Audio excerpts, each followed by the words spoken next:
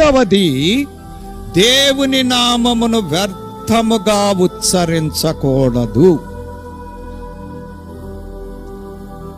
అంటే దేవుని నామం మనము ఉచ్చరించాము అంటే దేవుడికి మహిమ రావాలి, అంతేగాని దేవుడికి అవమానం రాకూడదు.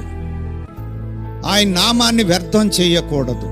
అంటే దాని అర్థం ఏంటి అంటే, దేవునిని గురించి మాట్లాడేటువంటి మనము దేవుడికి మహిమగా ఉండాలి గాని అవమానముగా ఉండకూడదు.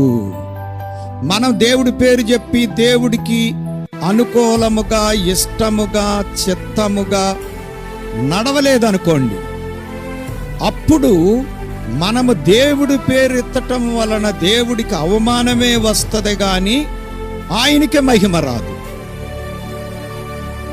ఇది చాలా ప్రమాదకరమైన పరిస్థితి. దేవుని పేరు చెప్పుకున్న మనం, దేవుని పేరు పెట్టుకున్న మనం, దేవుని బిడ్డలము అనిపించుకుంటున్న మనం తగినట్టుగా ఉండి ఆయన నామమును మనము ప్రకటించాలి. లేకపోతే ఫలితం అనుకూలము కంటే వ్యతిరేకం ఎక్కువ జరుగుద్ది. ఇది చాలా ప్రమాదకరం.